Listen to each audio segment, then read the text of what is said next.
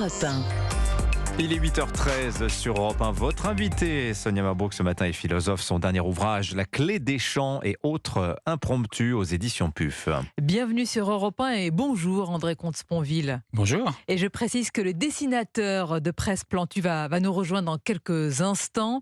Après l'attaque d'Annecy, la France est sous le choc, mais le pays trouve néanmoins des raisons de se relever avec l'acte héroïque de l'homme au sac à dos, Henri.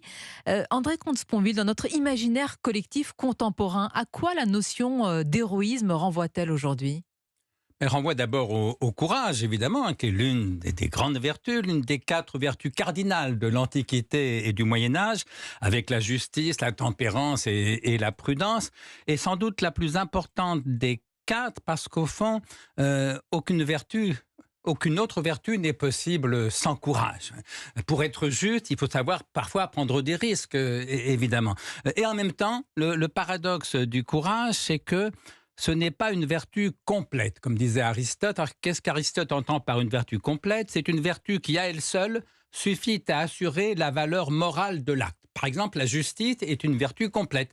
Un acte juste est forcément un acte moralement bon. Le courage n'est pas une vertu complète, parce qu'un acte courageux peut être moralement parfaitement condamnable. Pour cambrioler une banque, pour penser aux terroristes qui ont jeté leur avion contre les 2 tours du World Trade Center, il faut du courage pour faire ça. Et en même temps, ce sont d'atroces assassins, si vous voulez. Et donc voilà, le courage peut servir au meilleur et au pire. D'où la notion de héros.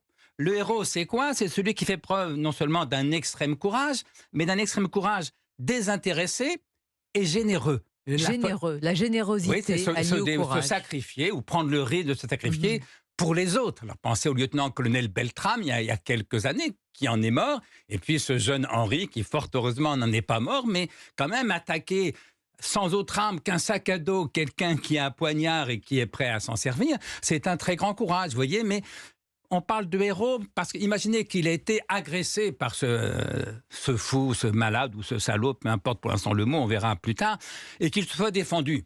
On aurait dit, il s'est bien battu, il a été courageux, mais on ne parlerait pas d'héroïsme. Là, ce qui est héroïque, c'est qu'il y a une dimension surérogatoire, comme on dit dans les livres éthiques, c'est-à-dire qu'il n'était pas tenu de le faire, il n'était pas concerné personnellement, et il a pris le risque d'attaquer cet assassin pour protéger des enfants. Donc courage et générosité ou acte désintéressé dans une telle époque, André Comte-Sponville, où la moquerie est facile, où la suspicion guette. Est-ce qu'un tel acte peut être compris de tous ? On a vu quelques réactions, il est vrai minoritaire, mais sur les réseaux sociaux, certains se sont interrogés sur le bien fondé de l'acte de cet homme.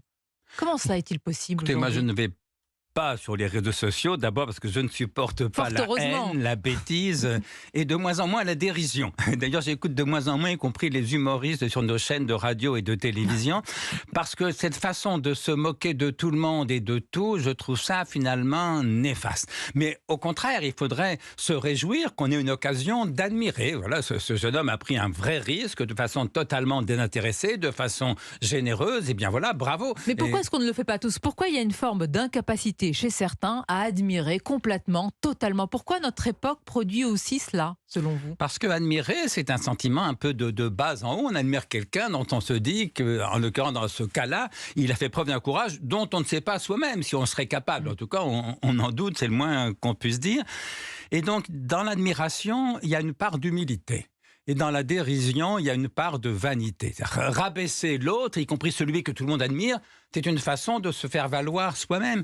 Et au fond, ce qui règne dans les réseaux sociaux, c'est ça. Je parlais de haine, de mépris, de dérision. Mais il faudrait parler aussi de narcissisme, de vanité. Cette façon de se faire valoir en rabaissant les autres et surtout en rabaissant ceux qui ont le tort d'avoir du succès ou d'avoir fait preuve de courage ou d'héroïsme. C'est quelque chose de très détestable, c'est-à-dire de propre à notre époque. J'en sais rien, je pense que toutes les époques ont un peu eu ce genre de phénomène, mais c'est vrai que les réseaux sociaux, encore une fois, j'en parle un peu par ouï-dire parce que je n'y vais pas, mais d'après ce que je lis dans la presse, je crois que les réseaux sociaux, de ce point de vue, rajoutent beaucoup de dérision, de mépris, de haine, et que de ce point de vue, leur effet est sans doute délétère. André Comte-Sponville, Henri a parlé de quelque chose qu'il a dépassé, qu'il a transcendé pour expliquer son geste. Il a aussi convoqué sa foi foi. Et cela a aussi du mal à passer. Je le dis encore une fois, j'ai une partie, pas tous évidemment, de la population dans notre société.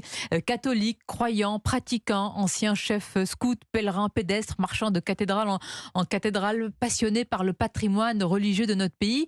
Ce jeune homme, on a presque l'impression qu'il est sorti de droit d'un livre de Peggy, et cela a un peu dérangé certains. Là encore, comment on l'explique? C'est amusant parce qu'en venant, je pensais à une formule de Peggy sur les pères de famille. Les pères de famille, Oui. ces grands aventuriers des temps modernes. Et je me dis, au fond, il y a aussi un héroïsme du quotidien chez les pères de famille, encore plus chez les mères de famille, soit dit en passant, notamment les mères qui élèvent seules leurs enfants. Ce courage du quotidien me bouleverse encore plus finalement que cet héroïsme exceptionnel, en l'occurrence du jeune Henri. Mais c'est vrai qu'il a la foi. Ça peut expliquer une partie de son acte. Et au fond, tant mieux si la foi qui parfois aboutit au pire pousse parfois les gens à faire de belles actions.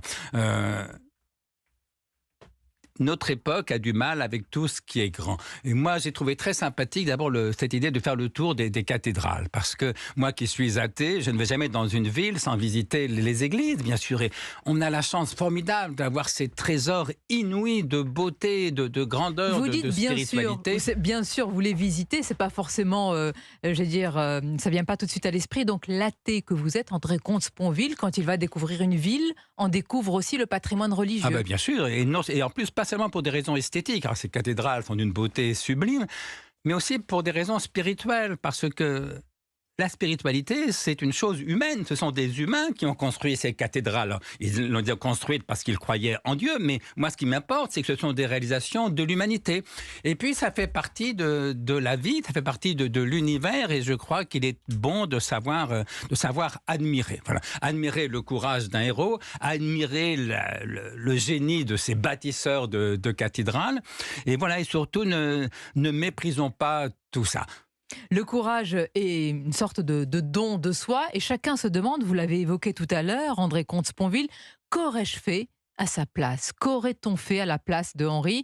Est-ce que le courage préexiste à l'événement? Est-ce que c'est l'événement qui peut nous révéler, j'allais dire dans le bon sens, ou parfois malheureusement dans ce qu'on a de plus bas, de plus vil? Oui, qu'aurais-je fait à sa place? On ne peut pas savoir. Non. Parce que une position purement théorique, j'ai envie de dire, on verra bien le moment venu. Et voilà, et comme disait Yankelevitch, le courage, c'est la vertu des commencements. On ne peut pas être courageux à l'avance, ni après coup. Et le fait d'avoir été courageux un jour ne prouve pas qu'on le sera 6 mois plus tard. Rien ne prouve que le même Henri sera aussi courageux dans 1 an, dans 2 ans. Et pourtant, pour être courageux, c'est ça le paradoxe, il suffit de le vouloir. Il suffit de le vouloir, ça dépend, l'acte de la volonté dépend de nous, par définition. Oui, mais on n'est pas toujours à la hauteur, pas toujours en état de vouloir ce qu'on devrait vouloir. Voilà, le héros, au fond, c'est celui qui fait son devoir, et même là, qui va au-delà de son devoir, puisqu'au fond, il n'était pas tenu d'agresser cet assassin. Voilà, et donc, admirons-le, n'essayons pas de rabaisser son acte, évitons toute dérision, et profitons de ce moment un petit peu qui devrait être un moment de communion. On en a vu d'autres. Je pensais aussi en venant, vous savez, ce jeune black immigré, je crois, qui avait escaladé un immeuble en flammes pour sauver des enfants. Alors c'était aussi héroïque, et ça m'avait épaté parce que la performance physique, alors pour le coup, je sais que là, j'en étais absolument incapable, si vous voulez.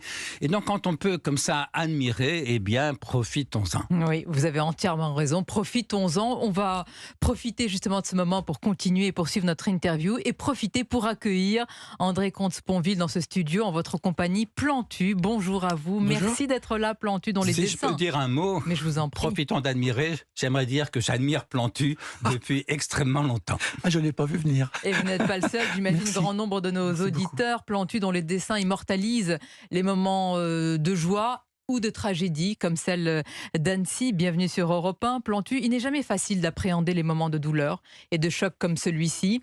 En guise de dessin, vous avez croqué une poussette, et en face, un individu tenant un couteau ensanglanté et hurlant « Je te dis que je veux devenir français ». Ce dessin a beaucoup fait réagir. Certains vous ont accusé de flirter avec l'extrême droite. Comment vous avez vous-même réagi? Qu'est-ce que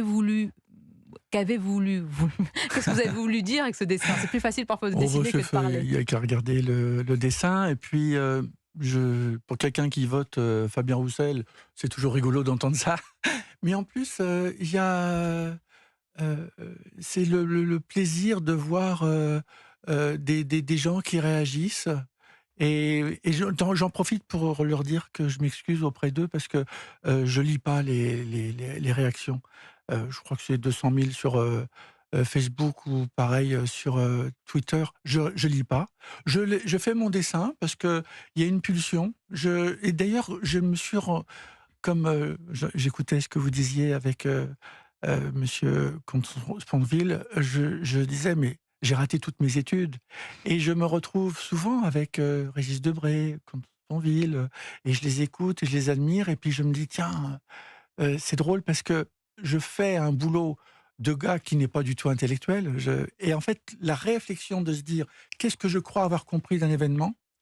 C'est presque un geste intellectuel, alors que j'ai un petit bagage, hein, de ce côté-là. Mais c'est vrai que je dis: «Oui, je vais faire ça. Oui, je vais faire la pureté du berceau. Oui, je vais faire un trait pour le berceau, qui est un trait très doux, très avec de la dentelle, avec les 2 petites mains qui dépassent. Et puis je vais faire exprès de faire un autre style de dessin pour l'assaillant, avec un gros feutre qui tache, qui bâcle, vous voyez? Et déjà, c'est une manière de dire: «Est-ce que je vais bien faire ça?» Et puis à la fin, on signe le dessin et à la fois, c'est une manière de dire: il y a la pureté d'un côté, l'accueil d'un côté aussi, hein, parce que c'est quand même et puis des gens dont on ne comprend pas la culture et dont moi je sais, avec Cartooning for Peace, l'association que j'ai créée avec, Kofi Annan, on s'occupe beaucoup de dessinateurs syriens, jordaniens, russes, vénézuéliens et on les aide avec d'autres, associations à les faire rentrer chez nous, en France et on les fait adhérer à notre culture et je leur dis toujours à tous ces dessinateurs, là il y a une petite, Russe qu'on a accueillie, qui s'appelle Victoria, que j'avais rencontrée à Moscou, qui est une opposante courageuse, complètement incroyable. Vraiment, c'est du courage de tous les moments. Elle a risqué sa vie et je lui dis: «Apprends le français, apprends le français». Je lui dis pas: «Admire notre culture, va pas voir nos cathédrales, si tu peux les admirer, tant mieux». Mais à la fois, j'aime faire en sorte que tous ces gens qui sont courageux, ces dessinatrices et dessinateurs, on les fait venir en France grâce à l'ambassadrice des droits de l'homme, grâce à nos ambassades, grâce à RSF, grâce à Amnesty, grâce à Terre des Hommes, à France Terre d'Asile et on se rend compte que on les fait venir et là, ils commencent à profiter. J'ai un Iranien qui s'appelle Manan Yestani qu'on a accueilli il y a 15 ans. Bah, ça y est, il est bien dans son pays, c'est la France et puis un jour, il retournera à Téhéran. Et ça passe par le dessin, pour en revenir au dessin propre à Annecy, parce que c'est ce que vous avez caricaturé, symbolisé. Plantu a d'un côté l'innocence et de l'autre côté la noirceur, André Comte-Sponville. Nous parlons des héros, mais il faut parler aussi des salauds, comme vous l'avez dit. Quelqu'un qui s'attaque au symbole même, comme vous l'avez dit, Plantu, de la pureté, c'est-à-dire de l'innocence, André Comte-Sponville, il a encore quelque chose d'humain en lui? Ben, c'est la question, au fond. Soit c'est un fou, et alors il faudrait à la limite le plaindre, ce qui n'empêche pas de plaindre aussi les enfants, qui heureusement vont survivre. Soit c'est un monstre. Euh, mais je ne crois pas trop au monstre, si vous voulez. Alors, comme on ne connaît pas le dossier, pour l'instant il se tait, il ne dit rien, donc je ne peux pas interpréter. Moi, j'ai pas le don de double vue, vous voyez, mais là, on est confronté à l'horreur. C'est vrai qu'attaquer des enfants au berceau à coups de poignard, ça paraît inenvisageable. Et en même temps, c'est pas un signe de l'époque. Rappelez-vous du massacre des innocents. Bien sûr. Il y a des milliers de tableaux dans nos musées qui présentent cette horreur-là, c'est-à-dire des enfants, des bébés tués à coups de poignard et d'épée. On trouve aussi le même thème d'ailleurs dans l'Ancien Testament avec le pharaon. L'horreur fait partie de l'humanité. Et c'est pourquoi cette notion de monstre, et il faut le manier avec précaution, ce que disait Romain Gary, au fond, c'est que les monstres sont humains. Et donc, il y a en chacun d'entre nous au moins la possibilité du monstre. Ça n'empêche pas de sanctionner. Et je souhaite que s'il n'est pas fou, il soit évidemment très sévèrement sanctionné. Mais voilà, il faut savoir que l'humanité est capable du pire, qu'elle est capable aussi du meilleur. Pourquoi il faut admirer les héros. Et essayer de pencher le plus qu'on peut du côté du meilleur plutôt que du pire. Au fond, c'est ce qu'on appelle la morale au quotidien. Et comment l'appréhender, la caricaturer, Plantu? Quand vous tenez votre crayon, est-ce que vous pensez à toutes les réactions à venir ou est-ce que vous faites fi de tout cela et il n'y a plus que votre pensée et la continuité avec votre main et votre crayon? Alors pour être très honnête, et j'ai toujours eu ce discours-là, en fait, c'est un contact incroyable, entre le cerveau, parce que j'imagine que ça se passe un peu par là, entre le cœur, entre les tripes, entre les doigts, le crayon, le papier, et c'est une conversation qui m'échappe un peu. Au début, il y a quand même un début d'idée, hein, quand même. Et d'ailleurs, la nuit, je me réveille la nuit, et je m'envoie des textos pour les relire le lendemain matin, où je me fais des petits crevards sur mon iPhone, que je découvre le lendemain, je dis, oh là, je devais peut-être pas être en forme. Et 9 fois sur 10, je les jette, et une fois sur 10, je dis, ah, c'est le début de quelque chose. Et à la fin, il y a cette conversation entre les doigts, le papier, le stylo. J'avais même un copain brésilien, Chico Caruso, dans